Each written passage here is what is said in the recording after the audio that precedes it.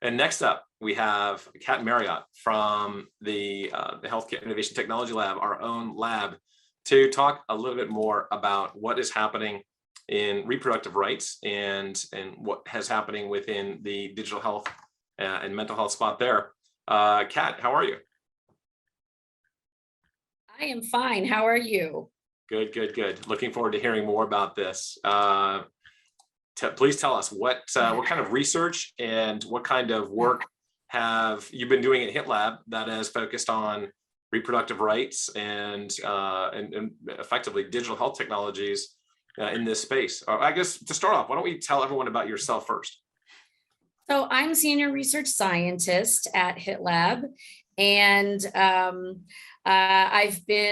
actually have a PhD in infectious diseases. And so I've been a research scientist for over 20 years, but have spent the last several years running scientific-based organizations.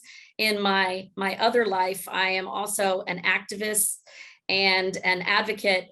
I run a nonprofit organization called Healthcare Professionals for Responsible Opioid Prescribing. So I'm very passionate about the opioid epidemic, but I'm going to talk today about something that I'm very passionate about, and that's women's reproductive rights, and hopefully how digital health tech can move women's reproductive rights forward. Yeah, tell us a little bit about that. Which digital health technologies are you seeing in this area that are advancing it more than others? Well, unfortunately, that's not really what I'm going to be talking about, and I wish I had more to talk about in that realm. But really, what I'm talking about is how women's reproductive rights is interconnected with women's whole health. And what we know, and I'm sure that these statistics of women's mental health have been shared, or these aren't uncommon, or hopefully these are pretty well known. The fact that women suffer from mental health issues in many cases twice or three times for certain mental health disorders. And especially from the most recent COVID outbreak, again, women's mental health issues have suffered. And really, young women are really at high risk of so many of these mental health issues, common mental health issues: anxiety, depression, anorexia, bulimia, PTSD.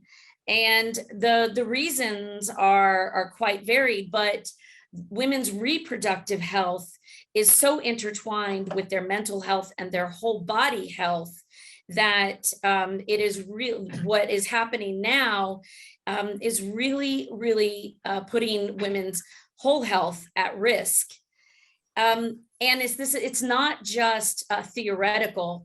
It is in the evidence is there, the data is there to suggest or to show us how reproductive rights can negatively affect both our women's mental health as well as our physical health.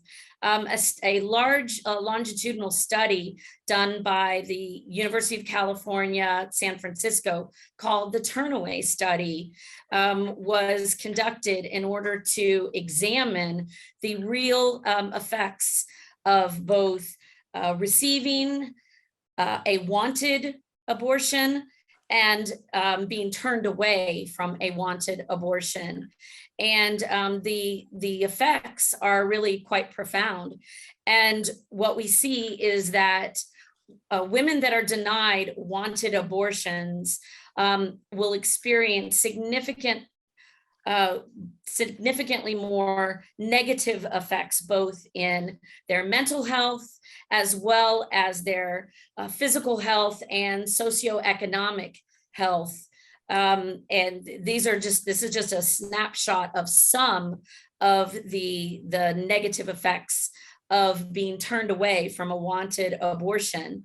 No, that's really Um, helpful. And oh, go ahead. Sorry, Kat. And the one thing that exemplifies how dangerous and how risky it is in the cohort that were of women that were denied wanted abortions. Tragically, 2 of the women died following birth, and no women died from an abortion. So the connectedness between our women's whole health and both the mental and physical health and reproductive rights is intertwined. And personally, I hope that in the future, we see more and more digital health solutions that are centered around women's reproductive health. And this will only be a way to improve women's whole health. That's great. No, thank you, Kat, for that impressive presentation. And I really appreciate your time today in joining us and giving us more background there. This is a pressing issue and needs attention. Thank you for that. You're welcome.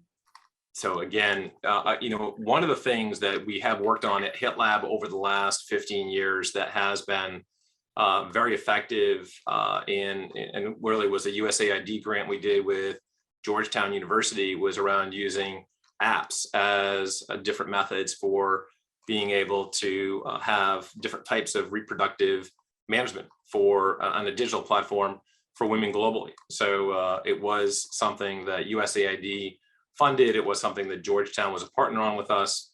And it was really focused on a lot of the emerging healthcare systems, particularly in Central Africa, Latin America, and Asia.